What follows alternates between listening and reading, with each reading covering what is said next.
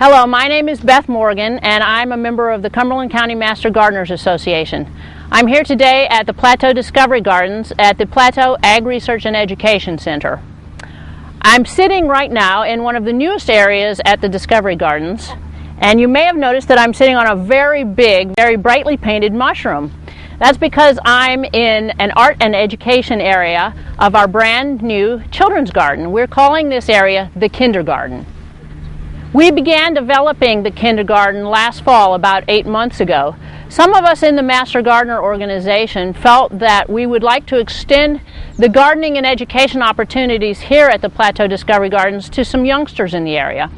So we began developing an educational garden for children, specifically for children. We have a very small space here of about 50 by 70 feet, so we knew we would have to focus our efforts.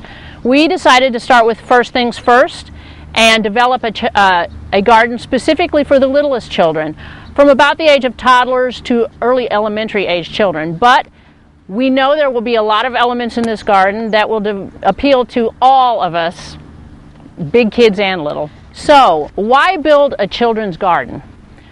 Children in their earliest years learn by playing. They develop physical skills, coordination by running and jumping. They develop social and emotional skills by playing with other children.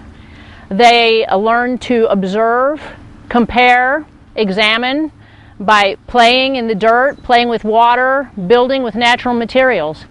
They develop imaginations by playing make-believe in whimsical settings. And they learn to appreciate the importance of the natural world that surrounds us by having the opportunity to plant seeds of their own and watch them grow. Our parents and our grandparents really knew what they were talking about when they told us to go outside and play. Now, about this KInderGarden. It will be organized into several distinct areas, each designed to offer a specific learning and play opportunity.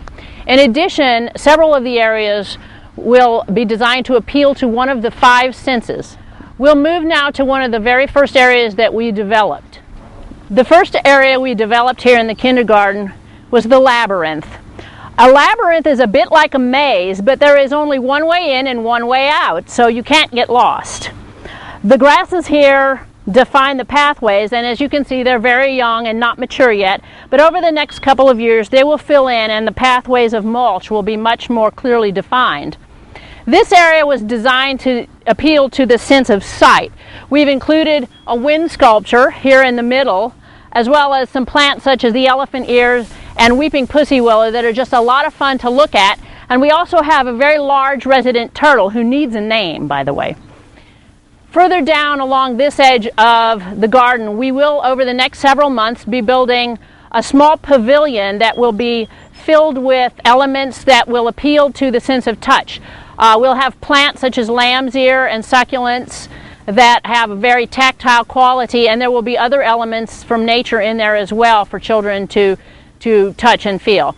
At the bottom of the garden we'll have some musical instruments such as chimes, bells, drums, all sorts of things for people to make music on, both children and of course I'll be doing it too, and that can develop their sense of listening, their listening skills.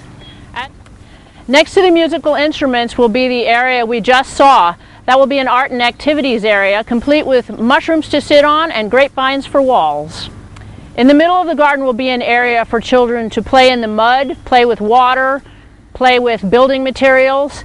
There will be in this area also a small garden devoted to the sense of smell and the sense of taste. There will be aromatic herbs, vegetables, things that children can taste and smell.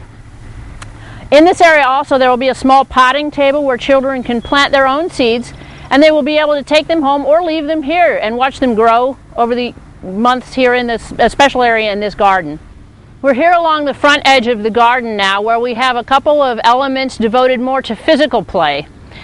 We call this the green tunnel, and I know what you're thinking.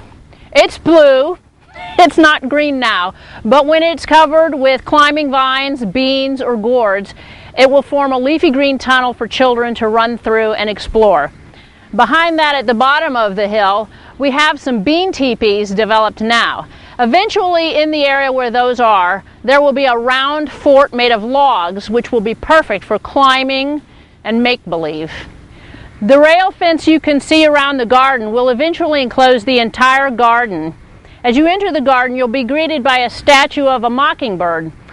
As you know, the mockingbird is the state bird of Tennessee, and he will be our kindergarten mascot.